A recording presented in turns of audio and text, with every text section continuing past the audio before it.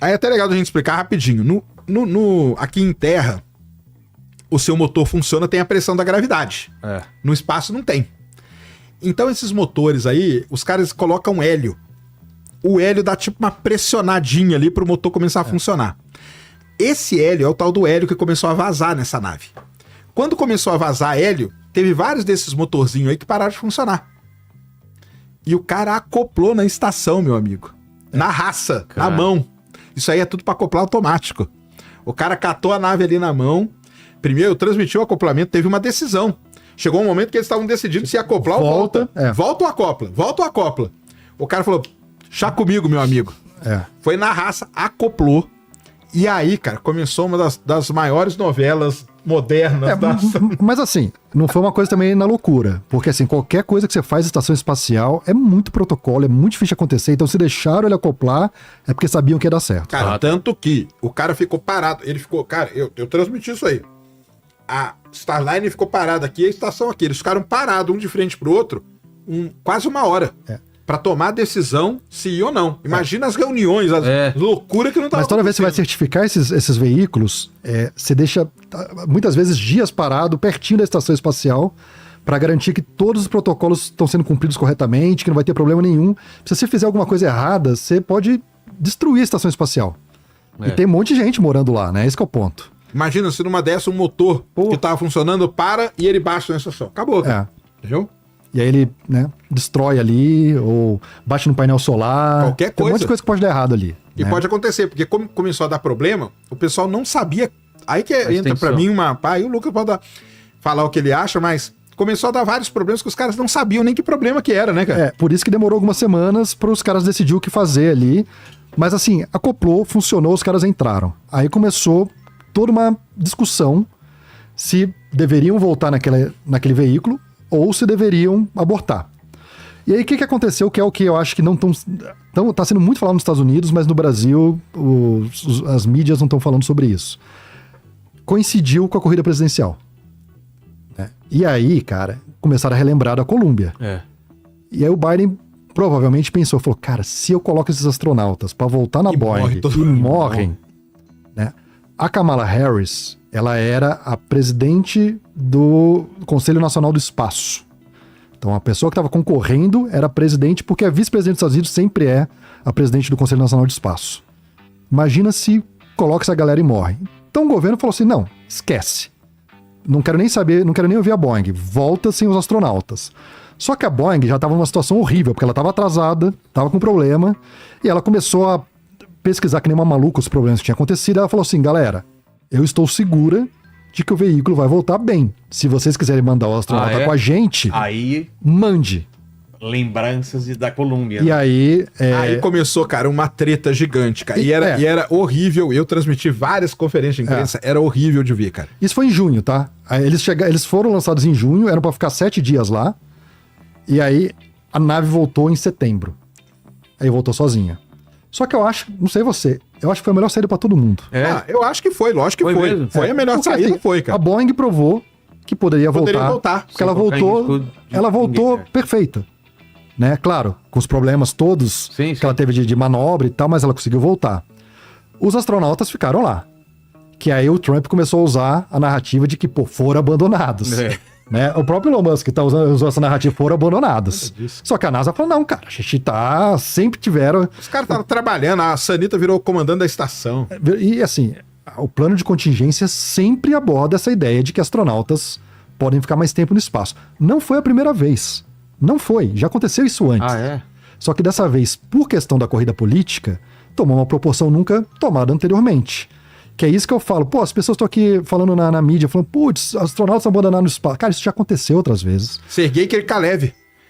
Mas já aconteceu com o americano também. Já também. O Sergei Krikalev é o russo, a gente chama que é o último cidadão soviético. Ele sobe pra estação... A União Soviética cai. Acaba. E aí? Quem que vai buscar ele? Quem que vai buscar ele? Ficou preso lá. Ele ficou preso. Esse ficou preso mesmo. Porque aí volta... Quem que busca? Aí tiveram que reorganizar, a Rússia se organizar como nação pra conseguir mandar o cara, trazer o cara de volta. E ele lá. De Buenas. meses. É. Meses e meses lá no espaço sem saber. E aí já tivemos problemas, né, de pessoas voltarem com outras naves, não foi a primeira vez que isso aconteceu, só que o que pegou de verdade foi todas essas decisões políticas por conta de uma corrida presidencial. Né? E eu acho que, no fim das contas, todo mundo saiu bem. Tudo bem, a Kamala não ganhou, mas poderia ter sido trágico para ela se tivesse tido um acidente. Claro. A Boeing saiu bem na fita, de certa forma, porque, pô, foi lá, trouxe de volta e tá no jogo. Ainda tá no Tanto jogo. que saiu essa semana aí num veículo especializado. Esse é o Sergei Krikalev voltando, meu amigo. Ó a bandeira. Bandeira da União Soviética, só que não existia mais. Já era russo. Saiu um negócio muito interessante, cara. Porque ele subiu como União Soviética e voltou, tinha acabado. E ele volta com a bandeirinha da União Soviética ali, ó, CCCP, ó. Que doideira. Sergei Krikalev, uma das histórias mais sensacionais. Esse cara aí, ele é muito foda, tá? Esse cara aí ligou a luz da estação espacial anos depois disso aí. Em 98, 99. E aí a SpaceX tava lá com o veículo pronto para trazer o pessoal de volta. Só que lembra que a Boeing e a SpaceX ganharam o contrato? Sim, com o dobro... Só que os caras voltaram na concorrência. Voltaram na concorrência.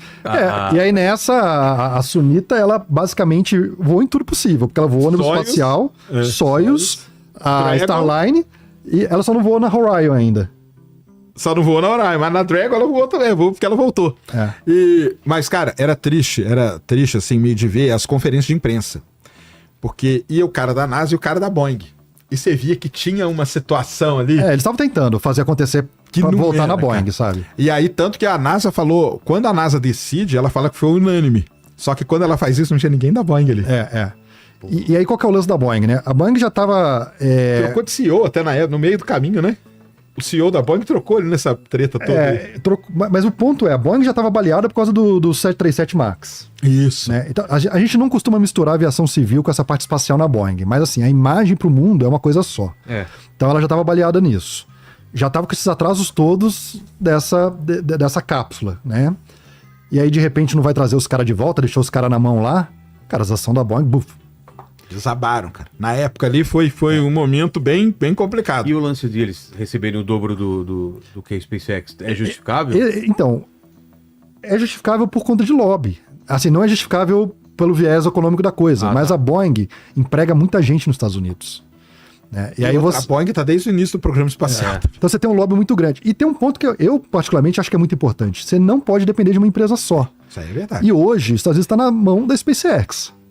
Né? Então, tem um veículo, por exemplo, que é o veículo para levar a humanidade para a Lua, que é o SLS. É um veículo que foi assim, gasto dinheiros inimagináveis. 58 bi até agora. Para voar, ele é caríssimo. E os caras estão decidindo o que vai acontecer. Para voar, ele é caríssimo. Mas se eles simplesmente desistirem desse veículo, só vai ter SpaceX para levar as pessoas até a Lua. E aí, o que acontece? A SpaceX pode quebrar. O Elon Musk pode virar político, esquecer e a empresa degringolar, pelo mesmo motivo que aconteceu lá com os soviéticos. Tem um monte de coisa que pode acontecer, porque é uma empresa privada, que pode deixar os americanos na mão. Então, é importante sempre ter um plano B, só que agora o Bezos conseguiu chegar no espaço. Então, assim, deu um alívio para as pessoas, do tipo, tem uma outra empresa agora que está chegando no espaço. É isso aí. E ele chegou no espaço, mesmo esquema da SpaceX? Ele fez um voo de teste, né? O primeiro voo dele. Totalmente reaproveitável. O dele reaproveita também o primeiro estágio. Só que não deu certo no primeiro voo. Ele errou a balsa lá por alguns metros. Mas chegou perto, que nem a SpaceX também errou de primeira, entendeu? Mas ele tá no caminho bom. Bom, muito bom. O foguete dele é um New Glenn, um foguetão gigante, 98 metros de altura. Tem aí foto dele. Coloca aí New Glenn Rocket. E aí você tem o New Shepard, que é esse que faz o voo suborbital, que é onde os turistas vão. Acho que você já recebeu o Vitor Espanha aqui, o brasileiro que foi pro espaço? Não, nunca trouxemos o Vitor. Tu trazer o Vitor aqui, cara. Então, o Vitor é muita gente boa. Que é uma história maluca também. O cara comprou uma rifa e ganhou um voo de 4 milhões de dólares. Entendeu? É isso. Basicamente é. A rifa de Bitcoin, mas é. tá. Não, ele comprou uma NFT. Mas é uma rifa. Uma rifa. Pagou 700 dólares na rifa e ganhou um voo pro espaço. E hoje, assim, ele era um cara que trabalhava com gerência de projetos, no fundo de, sei lá. Hoje virou astronauta. Ele faz palestra no mundo inteiro, vai em tudo que é coisa. É um brasileiro, cara, lá de BH. Esse é o New Glenn. Esse é o New Glenn. Esse é o que foi pro espaço. Esse aí foi já. Esse é um renderizado, né? Esse não é uma... Eu acho que não é uma imagem real. Coloca a foto aí, New Glenn. Coloca assim, ó, New Glenn First Flight. A pluma lá. É a pluma. É a pluminha. E aí tem um negócio, né? O foguete suborbital dele chama New Shepard, em homenagem ao Alan Shepard, que fez voo suborbital. E o orbital dele chama New Glenn, em homenagem ao John Glenn, que é o primeiro americano a fazer um voo orbital. Pô. Tem isso do Jeff Bezos. Mas é um foguetão, ele tem 98 metros de altura, o primeiro estágio volta, a balsa dele é muito legal, a balsa dele chama Jacqueline, que é o nome da mãe dele. É aonde vai É a balsa que fica no meio do mar lá, Tá. a dele, tem o nome da mãe dele. E o processo de contratação pra você trabalhar na Blue Origin é muito mais difícil do que na SpaceX. É. Aí ele na plataforma, o dia que ele foi lançado. Então, são empresas com... Até a Cultura. marquinha ali, ó, pra você entender, até aquele anelzinho o primeiro douradinho estágio. ali, é o primeiro estágio, depois tem o segundo estágio, em cima tem a coifa. O segundo se perde, não volta. É. É aí igual o da SpaceX. Mas a Falcon 9 é a mesma coisa. Mesma coisa? Quem vai resolver isso é É o Starship, que aí volta Só vai perder o Hot Stage, né? só o hot stage. Qual que é o lance da Starship? Só que, ó, só pra você ter uma ideia, o Falcon 9 ele tem 70 metros de altura, esse aqui tem 98 e a Starship tem 122. Então esse cara aqui, ele é mais ou menos do tamanho de um Starship, Tá. entendeu? O Starship é o que vai pra Marte, vai levar carga também, vai pra Lua. Mas qual é a diferença do projeto? Cara, ele leva muita carga pro O espaço. Starship é o gigantão lá. O tá Starship falando é o que é de aço inox, 100 toneladas. que usa o motor Deixa eu Raptor, ver, entendeu?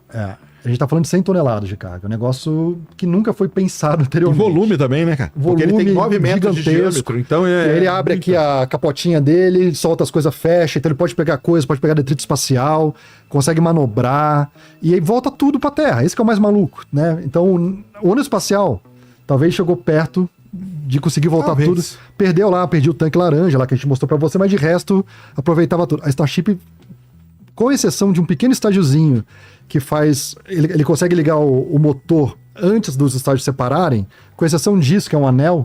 Olha isso, que bonito. Então, Tudo volta essa pra Terra. parte, tudo volta. Essa parte aí de baixo prateada tem 70 metros de altura e a parte preta, que é a nave mesmo, tem 50. É a parte preta que a gente chama de Starship. A Starship. Hoje, o que ele já consegue fazer? Aí só lembrando, pessoal, isso aqui é um protótipo ainda.